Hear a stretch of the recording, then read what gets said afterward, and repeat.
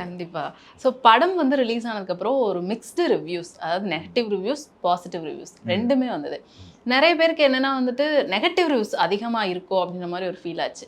நீங்க எப்படி பார்த்தீங்க அத? அதுதான் இது ஃபர்ஸ்ட் ஆஃப் ஆல் எனக்கு வந்து இந்த படத்தோட எக்ஸ்பெக்டேஷன்ஸ் எப்பயுமே. ஸோ ம்.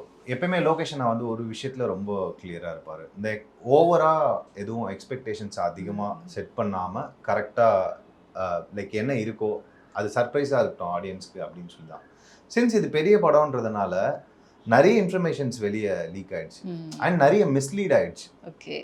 ஸோ, அவங்களா ஏதோ ஒரு கதைய, உலகத்த கிரியேட் பண்ணிக்கிட்டாங்க. அவங்களா இது வந்து அவரே இன்டர்வியூல இது எல்சியூ கிடையாதுன்னு சொல்லியும், இது வந்து எல்சியூ தான் அப்டின்ட்டாங்க. தேவையில்லாம என் ஃபோட்டோ தூக்கி போட்டு, ஓகே.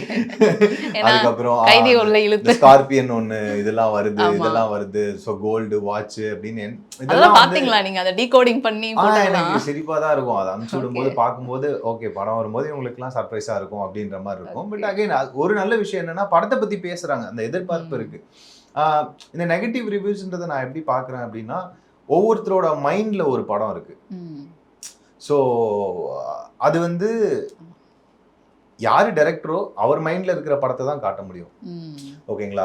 இது வந்து நான் இத தாண்டி எனக்கு ஒரு எக்ஸ்பெக்டேஷன் இருக்குன்னா, என்னைக்குமே அது தலைவர் படத்துக்கு இருந்திருக்கு. வீடு கண்டிப்பா. கட்டினா ஜன்னல இப்படி வச்சிருக்கலாம், ஓகே. கதவ இப்படி வச்சிருக்கலாம். நீங்க வச்சிருக்கேன். கட்டினா வச்சிருக்கலாம். நான் கட்டுறேன். இப்படி தான் இருக்கும். போங்க. அவ்வளோதான்.